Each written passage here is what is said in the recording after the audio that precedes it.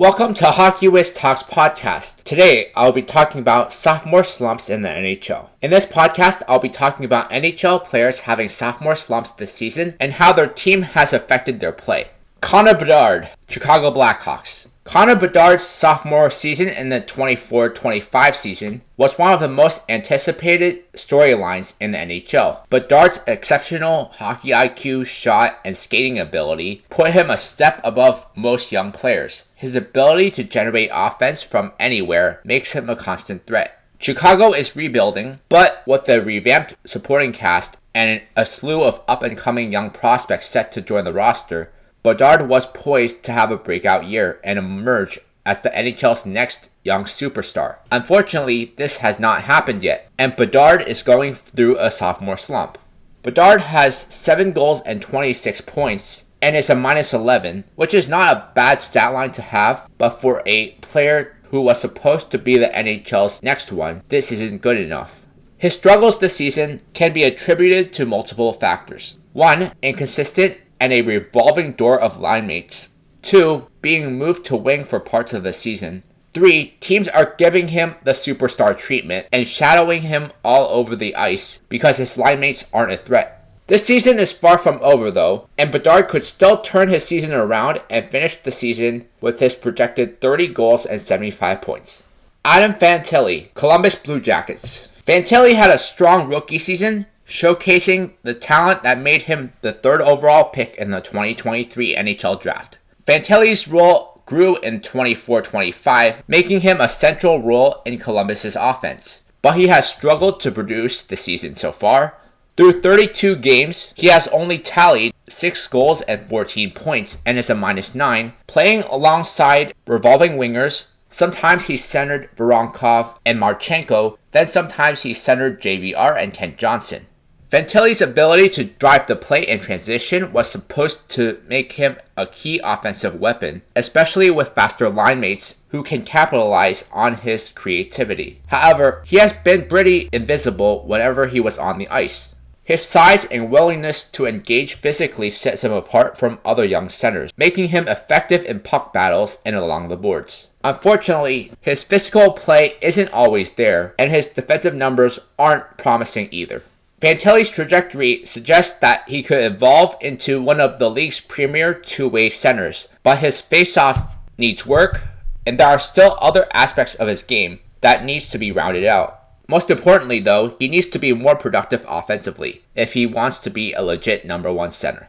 Leo Carlsson, Anaheim Ducks. In his first NHL season, Carlsson displayed flashes of brilliance, showcasing his high hockey IQ, playmaking ability, and strong puck possession skills. Carlsson was expected to play a more significant role on the Ducks as they continue their rebuild. He will likely be given more opportunity to play in the top 6 and see time on the power play. Carlsson's ability to make quick, intelligent decisions with the puck will be a cornerstone of Anaheim's offense. His passing skills make him an excellent setup man for goal scorers. At 6'3", 200 pounds, Carlsson uses his frame effectively to shield the puck and win puck boards and win board battles, a skill that should translate to more consistent offensive production in his second year. Carlsson has a mature defensive game for his age, which allows him to be trusted in various situations. This should lead to increased ice time and opportunity.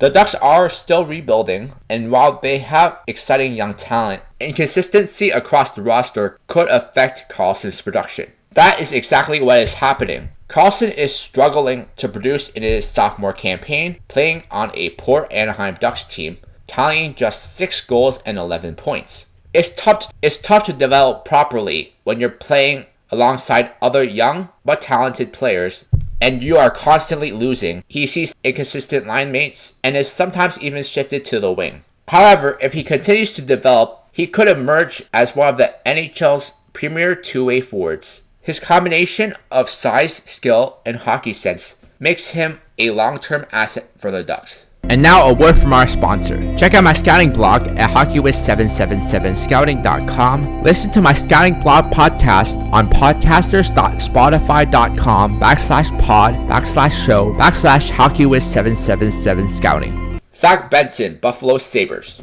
In the 23-24 season, Zach Benson took the league by storm, showing flashes of his potential and made an immediate impact for the Buffalo Sabres. Benson's vision and passing are exceptional. He excels at finding open teammates and creating scoring chances in both even strength and power play situations. Benson's anticipation and understanding of the game allows him to make smart plays and adjust to the NHL level of competition quickly. His motor and tenacity on the forecheck make him a disruptive force, often forcing turnovers that lead to offensive opportunities. On paper, the Buffalo Sabres are building a strong core, but on the ice, the team is a dumpster fire and can't seem to win a game. Like most Buffalo Sabres, Benson has struggled this year and is having a tough time finding the back of the net, having only tallied 4 goals and 10 points in 26 games. With his work ethic and hockey sense though, he has the tools to overcome these challenges and thrive in the NHL in the future. Devon Levi, Buffalo Sabres. For the 24-25 season, Devon Levi was expected to continue his development as the starting goalie for the Buffalo Sabres, or at least split starts with Appearal. To say that Devon Levi has struggled this season is obvious because the team in front of him simply sucks. But he personally hasn't been good either, and he hasn't been looking like one of the top prospect goalies he was hyped as. Levi is 2-6 with a 3.97 GAA and a .876 save percentage this season. One of the biggest challenges for any young goaltender is maintaining consistency. Whether in positioning, rebound control, or reading plays, everything just seems to be off with his game, and this has led to some soft goals and lower confidence. This can be especially difficult in high pressure. Goaltenders rely on team's defense to help them out, and the Sabres' defense simply hasn't been doing that. Or at least it hasn't been as strong as it was in Levi's rookie season. And the team has been awful, putting more pressure on Levi to be on his A game. The defensive breakdowns have led to more high-quality chances against him, which has also contributed to the struggles. Unfortunately for Levi, if he does not get traded from Buffalo, his development could end up being ruined. David Jiricek, Columbus Blue Jackets / Minnesota Wild. Heading into the 2022 draft, David Jiricek was a defenseman known for his two-way play, combining physicality with offensive upside. His strength lies in his skating ability, agility, and decision-making with the puck. He has an excellent shot from the point, making him a potential threat on the power play. Defensively, Jiricek is strong and physical. Defensively, Jiricek is physical and strong in one-on-one situations, using his size and reach to defend effectively. He was also known for his smart positioning and ability to read the game, allowing him to break up plays and transition the puck up ice. His poise under pressure made him a reliable option on both ends of the ice. He was supposed to have potential to become a top paired defenseman for the Blue Jackets, but that simply hasn't panned out. David Jiricek was traded to the Minnesota Wild by the Columbus Blue Jackets for Damon Hunt and 4 draft picks. The Blue Jackets received a first-round pick in 2025, a third and fourth round picks in 2026, and a second-round pick in 2027. Minnesota also received a fifth-round pick in 2025.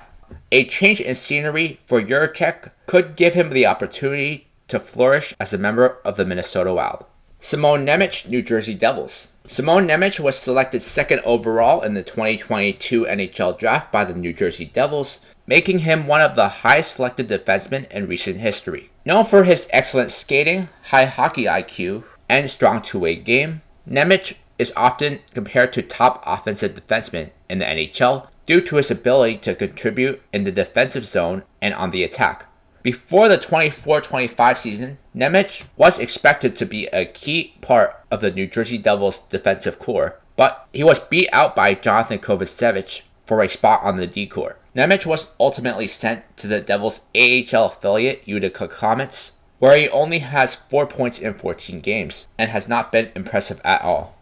Similar to Jiricek, Nemec hasn't met draft expectations of him, and the Devils already have Seamus Casey in the system that has already performed better than him at both levels. So this could make him expendable for a trade.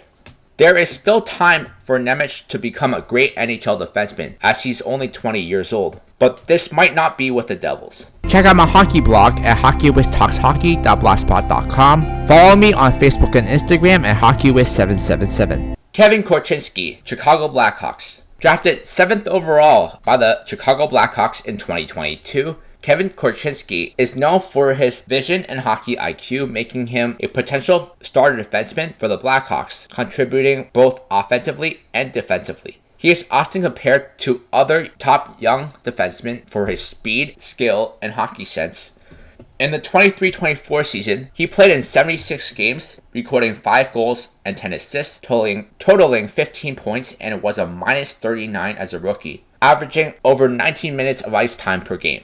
In the 24-25 season, Korchinski has only appeared in 2 NHL games, recording 1 assist. Now in his second season, teams are more familiar with his tendencies, and he is also facing tougher matchups, which has affected his offensive output.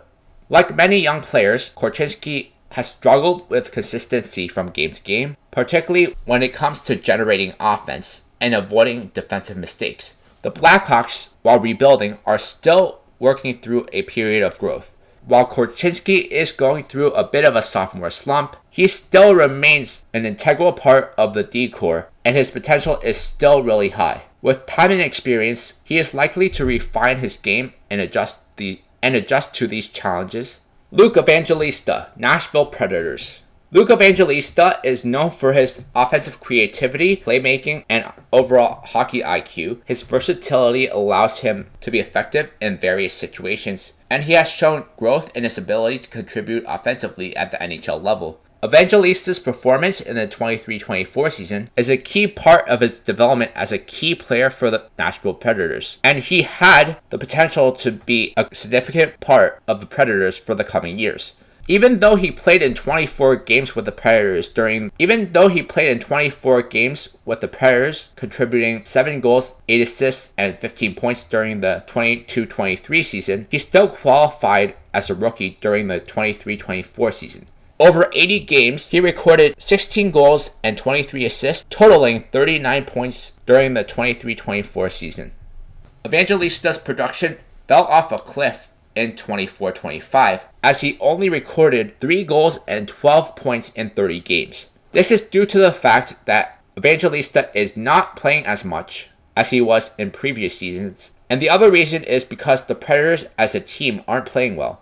As the Predators are in win-now mode, I could see Evangelista being traded at the deadline for some veteran presence, as he is not a good defensive forward and isn't effective if not playing a top 6 role. Listen to Hockey Wiz Talks podcast on Podbean and Spotify. Check out my travel channel at youtube.com/HockeyWizTravels. Sophomore seasons can be challenging, often marked by the so-called sophomore slump. However, many of these players have the talent to continue to develop into stars, especially with the 3 players at the top of the list. They have the skill sets to turn it around in the second half of the season. In my next podcast, I'll be talking about players who need a change in scenery.